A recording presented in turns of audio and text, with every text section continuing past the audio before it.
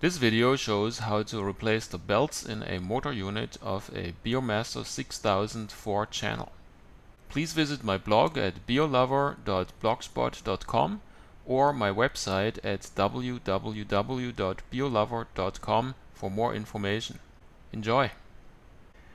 When I opened the Beomaster, this is what I found. All 5 O-rings of the motor unit were decayed and they had cracked. Furthermore, the coupling between the motor and the drive shaft also was decayed, so I had to replace this also.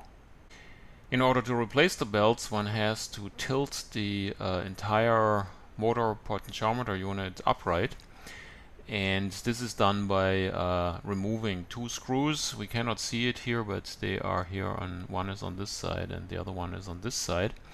And so the next step is, because the belts run on these grooves here. This here are the wheels that drive the potentiometers, and so we have to remove these indicator bands that we can put the O-rings on these wheels. And so the first task here is to remove these clamps that hold the bands to these wheels. So this here shows now how to remove one of those clamps. So the first step is to actually align the potentiometer a little bit before it hits its end position, so that the path to slide the clamp out is unobstructed by these solder points and the wires. So that's what we see here now. And then you take a screwdriver and you simply push the clamp out, and that's it. After pulling out the indicator bands, and this needs to be done very carefully because they are thin plastic foils, one needs to flip the motor unit on its back to be able to access the drive shaft from the bottom side. And so I did that by putting a small cardboard box into the enclosure and then putting the motor unit flipped on top of it. As I learned the hard way, it is good to put some foam underneath here to protect the wires that are connected to the front PCB of the motor unit. When I did all this here, several wires came off and I had to figure out what belonged where, etc., and solder everything back together. Okay, anyway, so what we see here is now the bottom side.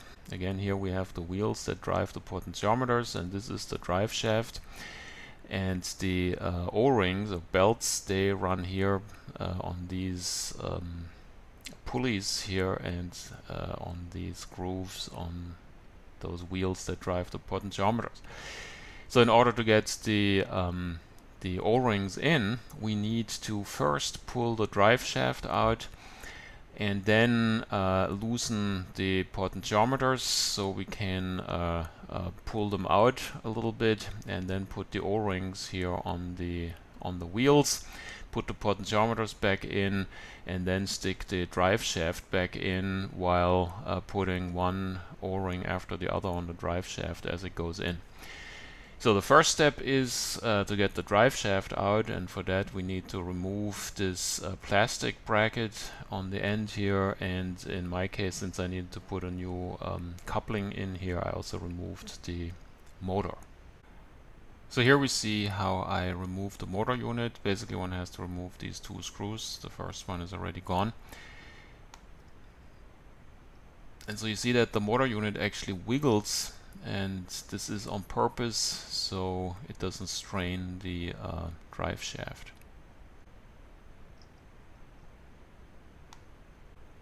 Here's a shot of the motor bolt, and so they use this thick washer here. This is where the motor rides on and has some leeway to wiggle a bit as it drives the drive shaft.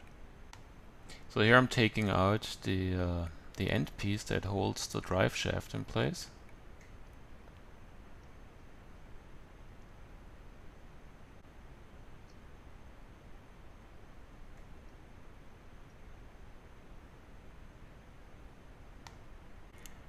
So now the drive shaft is loose, and to be able to put the O-rings on the potentiometer wheels, we need to remove the potentiometers, and for this you need a very thin 10mm wrench. And as it happens with my Dremel tool, a wrench came with it that is just a tiny little bit too narrow, must be some kind of non-metric size.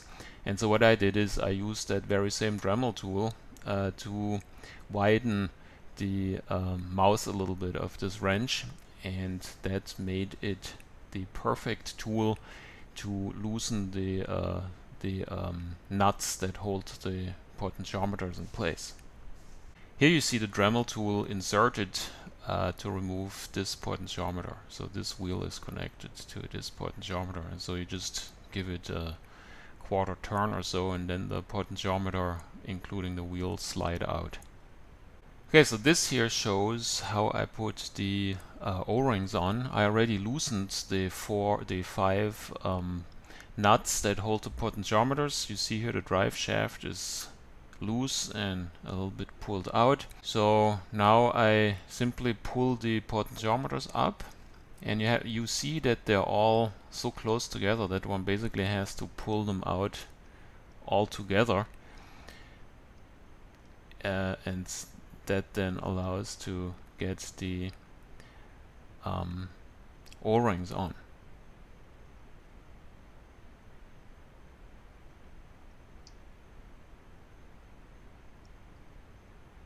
And I'm doing this here the first time, so it seems a little bit clumsy. In the meantime, I did it 3 times to figure out which which is the best O-ring to use. But you get the idea. So all the O-rings now go on the groove. And so let me speed this up a little. So all the O-rings go on, and now I pop them back in.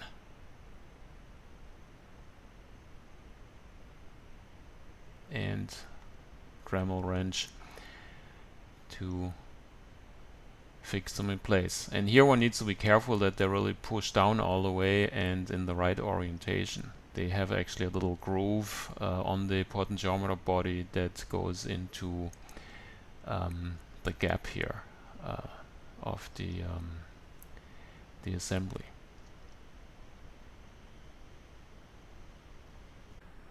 Let's first have a look at the drive shaft. You see it here after I took it out for replacing the O-rings that drive the potentiometers.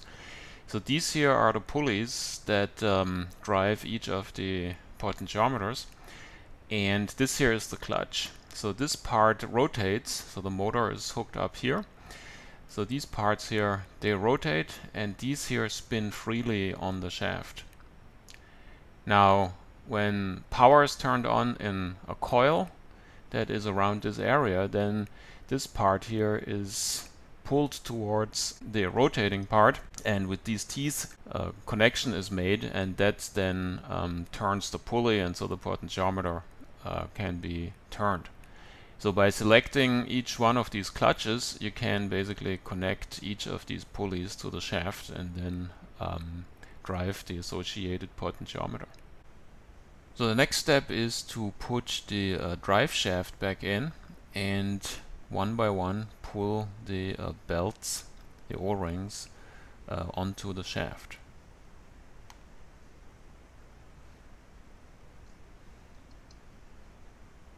So pull the O-ring and stick the shaft through.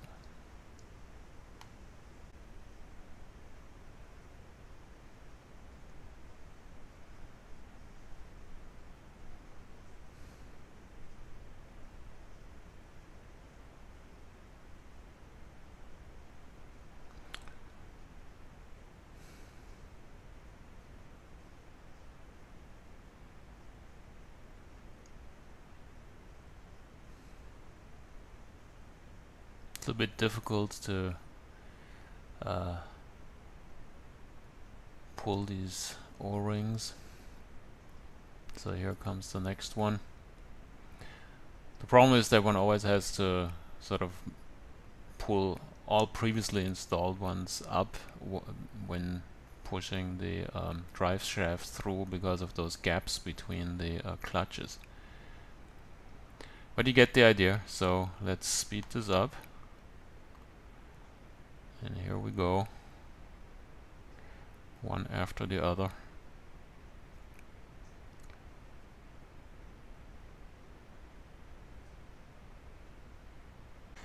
Okay, now we have all the O-rings installed. They sit on their grooves, and so the next step is to put that bracket back on.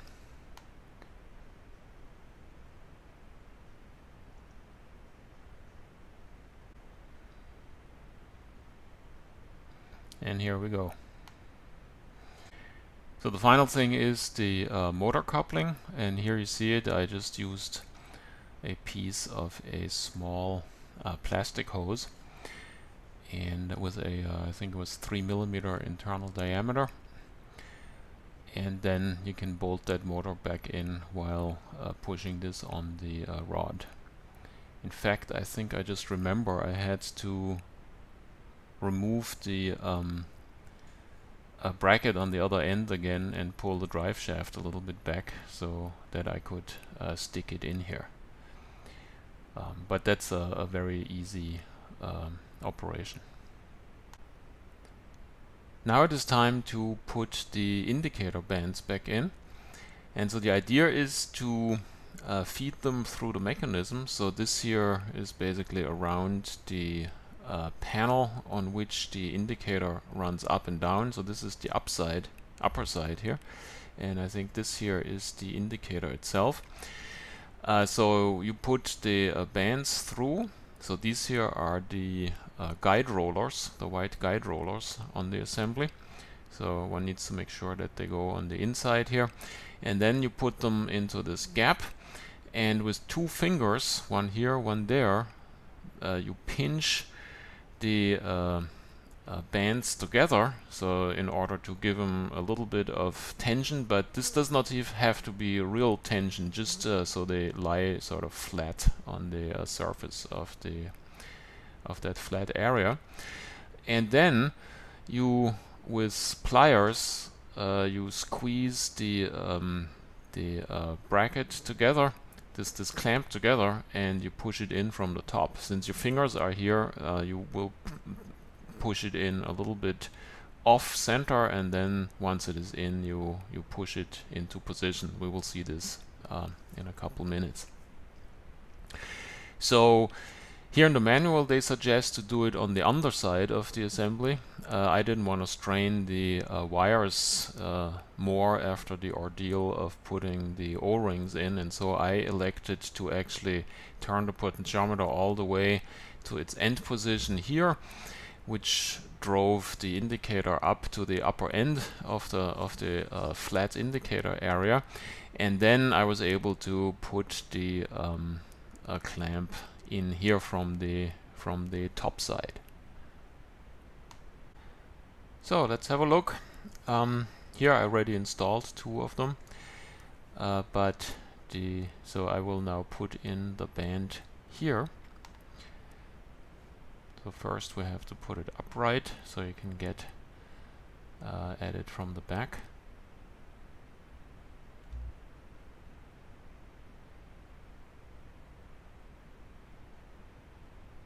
Right, so here are the guide rollers. These here. Now we need to feed it around the lower one and then around the potentiometer wheel, so that we can come out back here up front.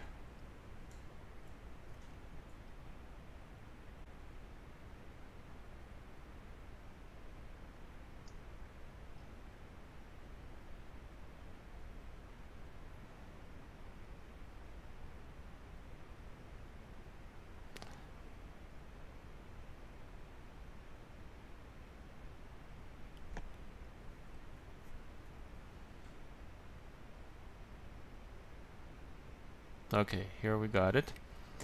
So you get the idea. Now we have it basically around. So the next step is to put the clamp in, and as shown in the service manual, now we have to hold the tapes into place around this gap. It's a little bit difficult to see here, so the tape goes in on one side of the gap here and on the other side, and so the task is now to take the clamp and push it in from the top.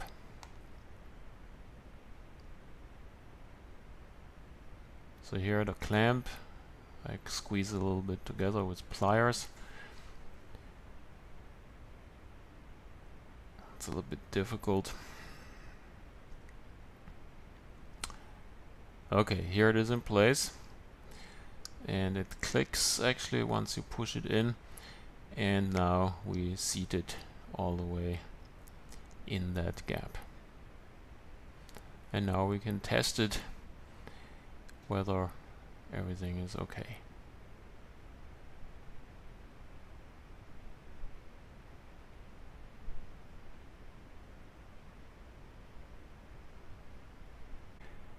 You may have wondered why my clips are yellow.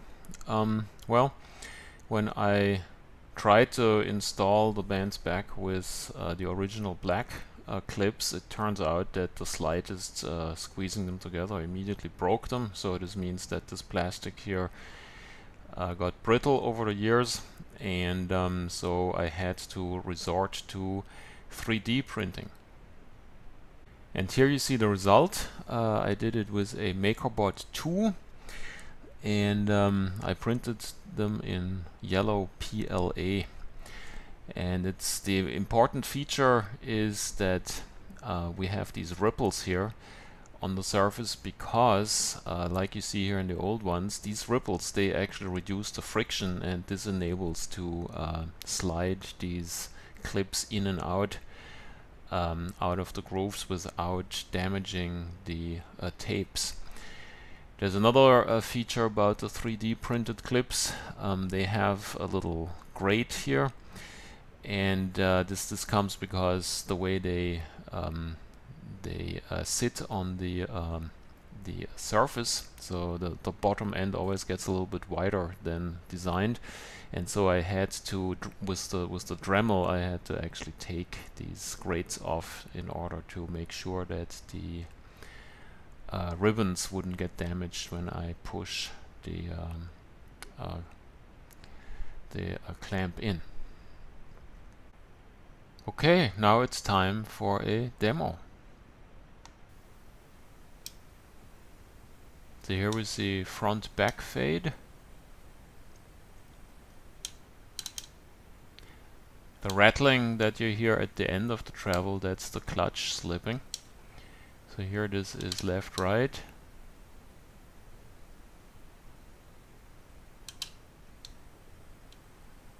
And volume.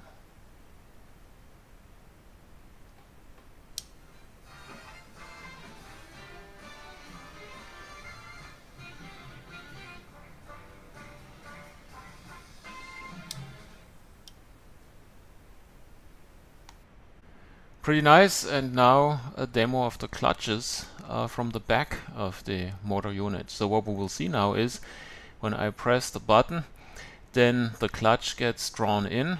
Here there are these big magnet coils, and they essentially draw in the clutches, and then the drive shaft engages with the particular pulley here.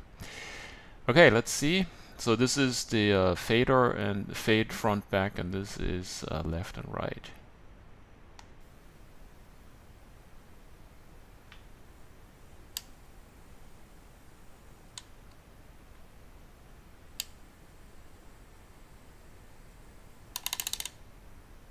The rattling again, that's when the end of the travel is reached.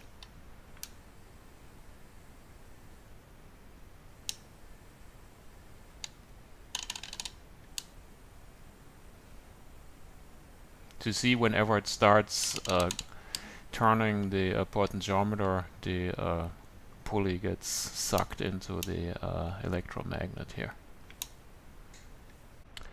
Okay, before I forget it, this is the information for the O-rings that I ended up using. It's very important that one uses EPDM polymer O-rings. These are the only ones that are recommended for this kind of drive belt type operation. I did all this initially with Buna N rings, and while I was working on other things on this Beomaster, I could just observe how these rings from day to day became brittle and essentially almost cracked after about 1 month. So it's absolutely important not to use Buna N, but rather EPDM O-rings. And I ended up using the 032 size, which is 1 7/8 inches inner diameter. That's a little bit smaller than what I measured on the old O-rings that I pulled out of the Beomaster. They had exactly a 2-inch diameter. So this would be the 33 size. This is exactly 2-inch 33. So I put those in, and then it turned out that a couple of the potentiometers, they just need a little bit more force to be turned, and these rings were slipping. So I ended up doing it a third time, and I used the 32 rings that I luckily had ordered along with the 33, anticipating this kind of thing. So the O-ring store, a really nice place. They are on the internet, and they will send it within a few days in the US and perhaps even worldwide. This concludes my video about the motor unit belt replacement in a Beomaster 6000 4-channel. Thanks for watching.